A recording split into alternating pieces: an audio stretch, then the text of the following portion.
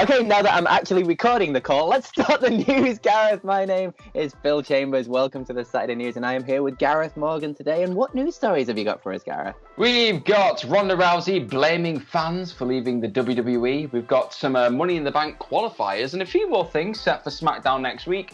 And we've also got some stars that have just left the WWE, seem to have already undergone a few changes, Phil. Excellent, and I've got big news on the XFL and a little interesting update about the Revival's release. Very good. Okay, so we'll jump straight into Ronda Rousey. That's Ronda right now, she can literally say 3 words and just set the internet on fire, and she's just pretty much done that here.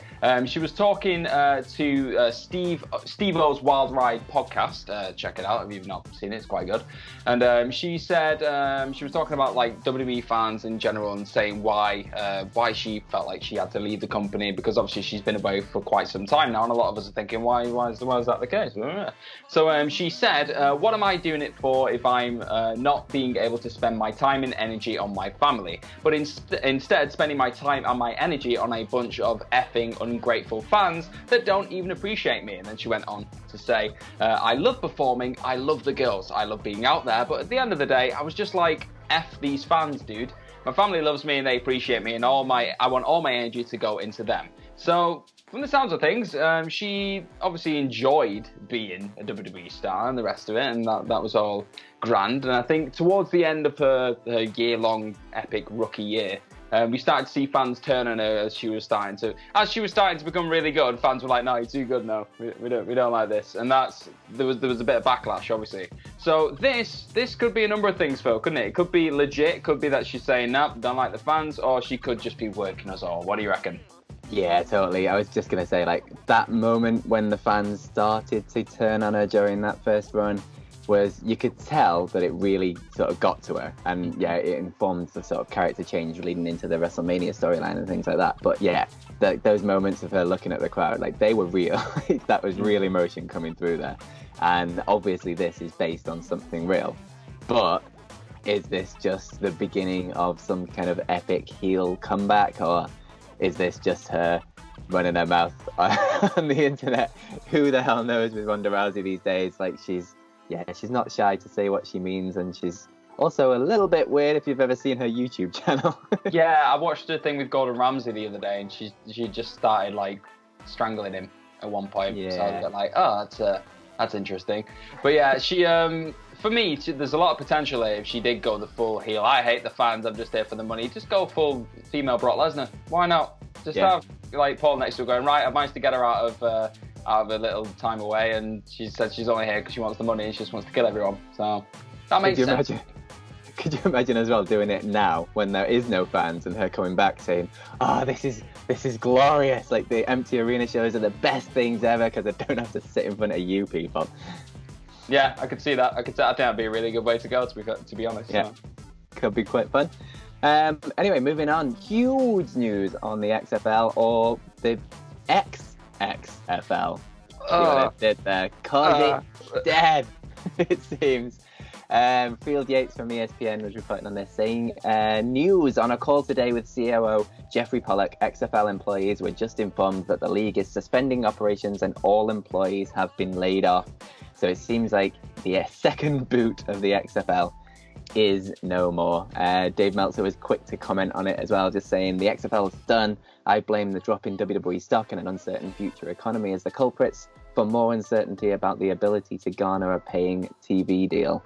One of the biggest stories in hindsight was TNT giving AEW that deal in January. So yeah, not a huge amount of information about why it's closed down, other than obviously the ongoing global situation that's running havoc through absolutely everything. WWE put out a statement just saying, given the uncertainty of the current environment, the XFL has suspended operations and is evaluating next steps. But yeah, the season was due to end this weekend, I think, anyway.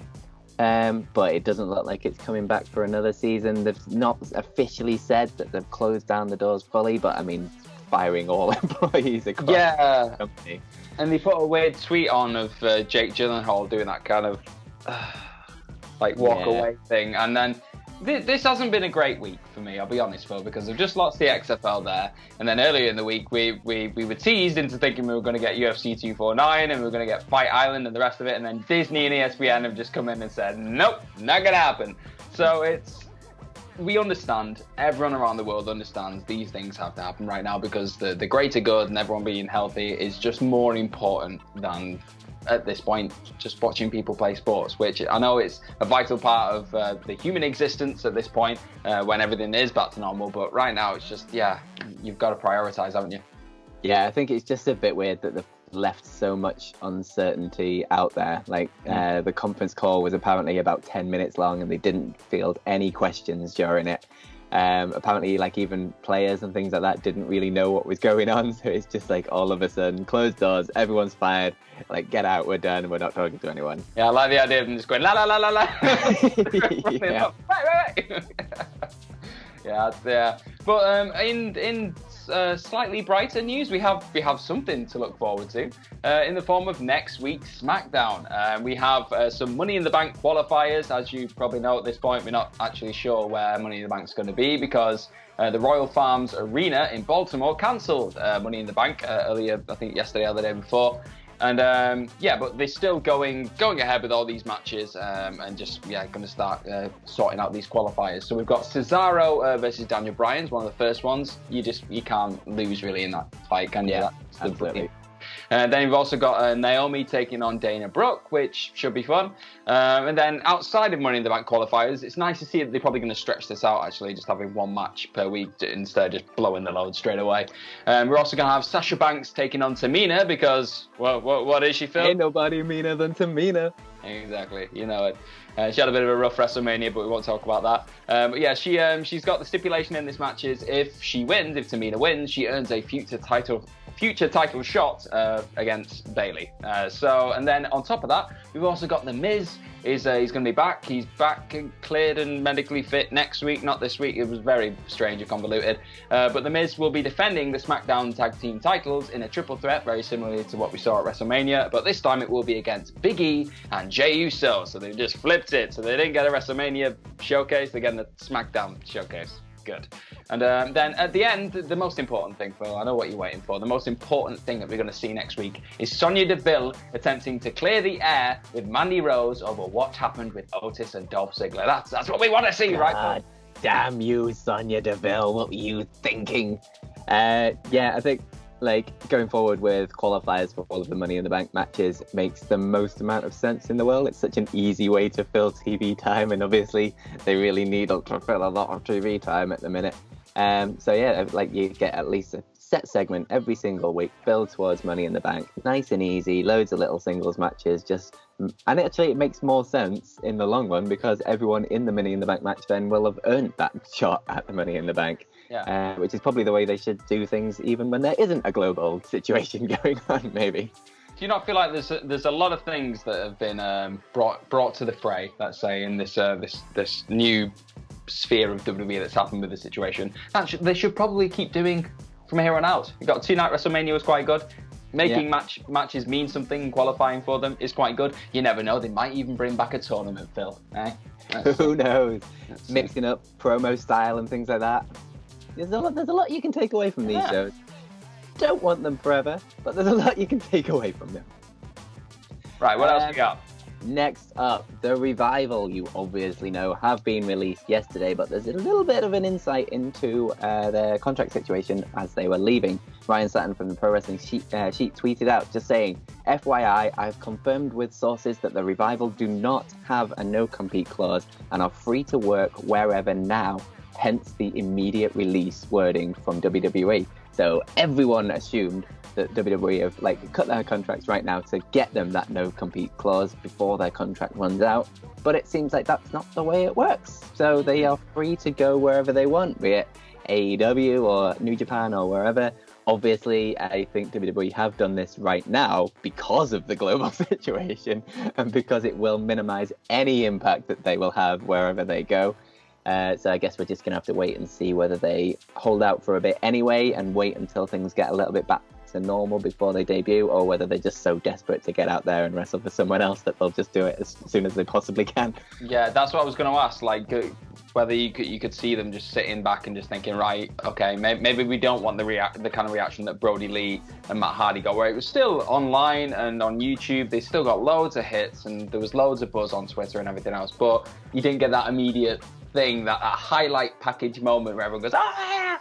So I don't know. For me, I think it may be wise just to, I mean, I know they've obviously taken a bit of time off recently because of whatever's going on, but maybe just, wait a little bit until this does blow over and just because they get a pop. Seriously, they will get a pop. That just the potential. You could have the Young Bucks just having a bit of a chat, saying, "Oh yeah, we're getting in a circle."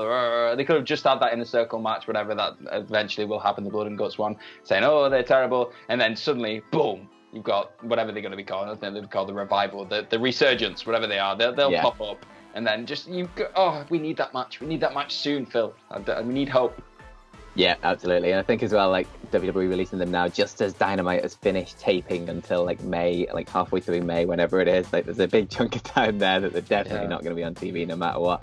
Obviously, New Japan are closed down as well. Like, yeah, it's an uncertain time to be getting out there, but I think, just take your time. The pop's going to come whenever it comes. So maybe, just take your time with it, like you say, and make sure we actually get one of those huge fan reactions that we've been missing so much. And they will definitely get it because people have been clamoring this for a long time. I figured out yesterday that in 3 weeks, it's exactly a year since the Uzi Hot incident. So it's been a long time coming, this. Yeah, it's been a long time. Oh, just this second got that out of my mind, Phil, and then just threw it back in there. But it's fine, because speaking of the Revival, speaking of probably change as well and the rest of it, the Revival, not the Rivals, they're not Rivals, they're Revivals. They've changed their Twitter names. They are now no longer Dash Wilder and Scott Dawson. They are Cash Wheeler, which was a name that was hinted at being changed a couple of months ago, and now it's Dax Harwood as well. So what do we reckon of the change of in names?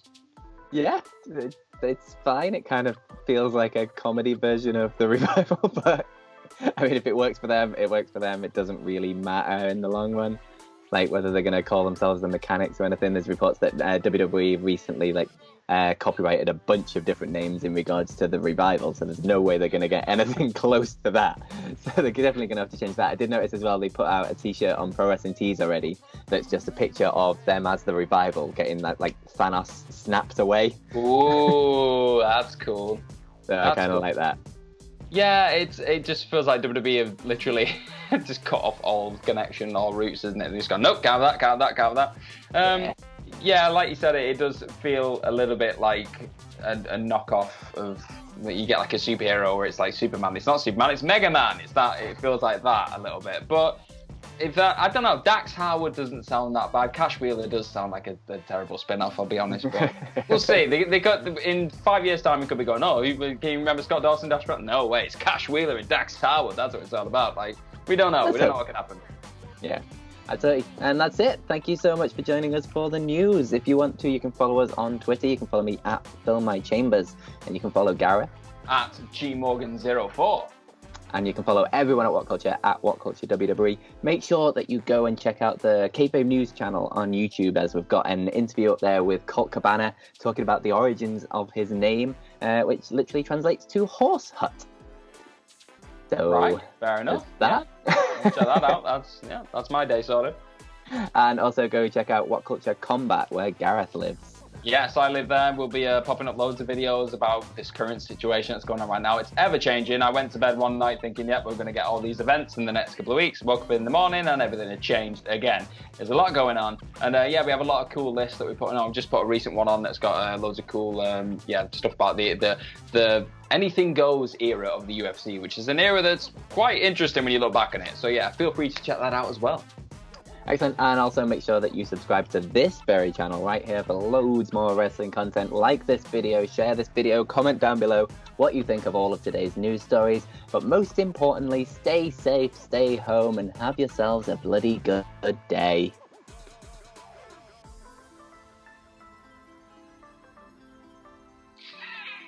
Wait forever.